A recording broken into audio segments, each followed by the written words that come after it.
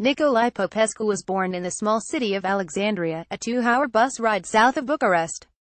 After organizing a digital scam to sell hundreds of fictitious cars on eBay, and pocketing $3 million, he was arrested in 2010 but eventually was released on a technicality. He is currently a fugitive from justice and the American reward for any information leading to his capture is $1 million. While Popescu occupies a prominent place on the FBI's Cyber's Most Wanted list, he is just one of a number of high-profile cybercriminals hailing from Romania. In common with numerous other Romanians in this business, his expertise is auction fraud. This form of activity began largely with the exploitation of eBay customers, but has now migrated to other platforms as well.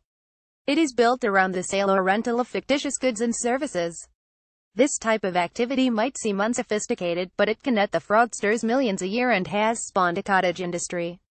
What is essential to note is the local nature of this industry. Many offenders are known to each other and work together in person. This often overlooked local dimension of the phenomenon is not a strong feature of the academic literature or the popular press, which conventionally see cybercrime as a largely anonymous activity that exists in cyberspace. This leads to a sense that shadowy attackers could strike from anywhere at any moment, a new type of threat that challenges existing paradigms of crime and policing. In contrast, we believe the supposed anonymity of cybercrime should be counteracted by studying both the individuals behind cybercrime and the offline worlds they inhabit. It is vital to acknowledge that all cyberattacks stem from a person who physically exists in a certain location.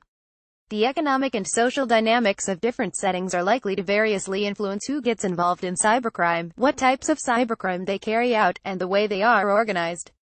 Applying this approach to the case of Romania, a leading cybercrime hub, we explored the offline and local dimension of cybercrime in this country. Our interviews with law enforcement, security professionals, and others suggested that understanding the specifics of the Romanian context is vital to comprehending the nature of cybercrime there and how it emerged. Important factors appeared to include the technical legacy of communism, a lack of economic development, and widespread corruption protection. These elements should be understood at both national and regional levels. It is vital to acknowledge that all cyberattacks stem from a person who physically exists in a certain location. The Romanian case suggests that cybercrime can thrive thanks to offline social networks. In particular, this type of Romanian fraud was centered around some key geographical hubs, such as the town of Râmnicu Vâlcea, sometimes colloquially known in the media as Hackerville, but a more accurate title would be Fraudville. In such places, cybercriminals often choose to work with those who are from the same school, neighborhood, or have other connections. Trust seems to be enhanced in these cases and newcomers can then learn the trade. The second way in which social networks enhance cybercrime is through protection. In places where the local institutions are weak and corruption is widespread, cybercriminals make payments to corrupt officials or rely on influential acquaintances in their circle to protect them from arrest. A number of these points do not relate only to the case of Romania, but also cybercrime in the West and many other jurisdictions. The offline local dimension of cybercrime appears across both high-tech and low-tech offenders as well, and mirrors broader debates on the nature of organized crime. It particularly supports arguments that organized criminal enterprises are often much more local in nature than people realize.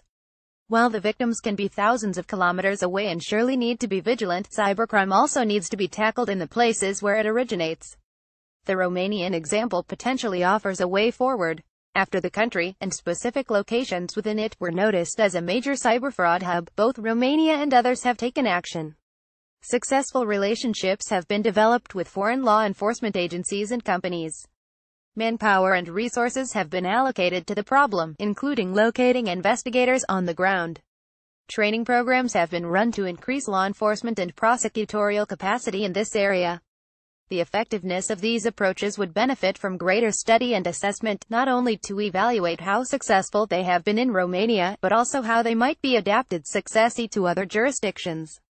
The countries where the victims reside cannot win this fight alone, but the countries producing large amounts of cybercrime also need assistance in carrying out this fight on the ground. Featured image credit Spyware, Cybercrime by Macedo. Media, CC0 Public Domain via Pixabay.